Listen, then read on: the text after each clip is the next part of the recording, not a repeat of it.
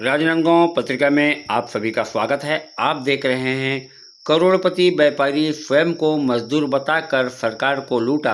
करोड़ों के जमीन पाने शासन को दिए हलफनामा झूठा। मामला डोंगरगांव विधानसभा का है।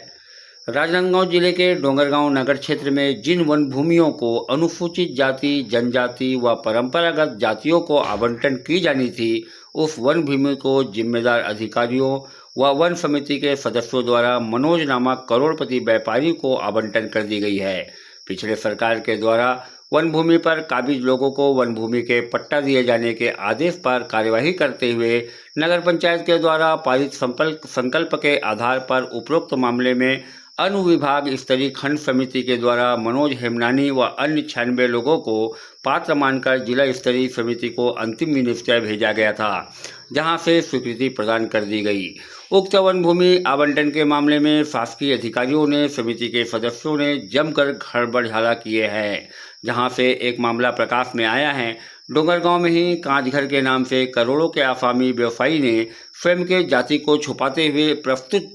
दस्तावेज में अन्य पिछड़ा वर्ग, ओबीसी व मजदूर तथा कार्य को मजदूरी बताया गया है। वन अधिकार मान्यता अधिनियम के अनुसार नगर पंचायत क्षेत्र में वन भूमि का पट्टा देने का कोई प्रावधान नहीं है और न ही नगर पंचायत का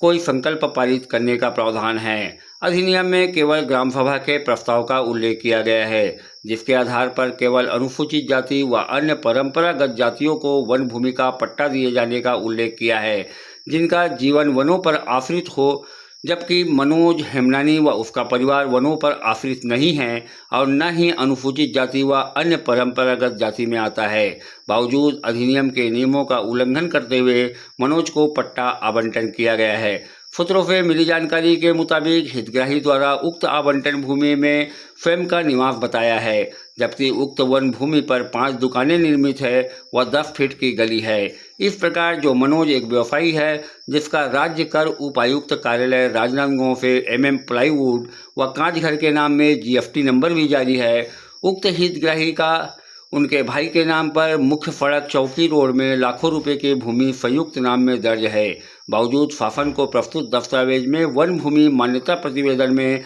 अतिक्रमण भूमि पर निर्भर होना लिखा गया है। वन भूमि के अधिभोग के लिए जो हक का पट्टा दिया गया है, उसमें जाति सिंधी लिखा है, परंतु अन्य परंपरागत वन निवासी पर राइट चिन्ह लगाया गया है, जो अन्य परंपरागत वन निवासी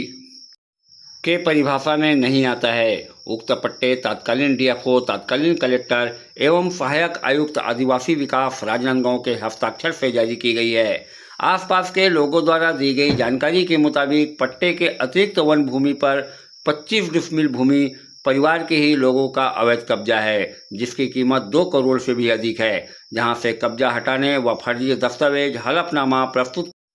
कर गलत ढंग से वन भूमि प्राप्त करने के विरुद्ध जांच कर वन अधिनियम के तहत व 420 के धाराओं के तहत कार्यवाही किए जाने हेतु जागरूक नागरिक के द्वारा SP, IG, DFO,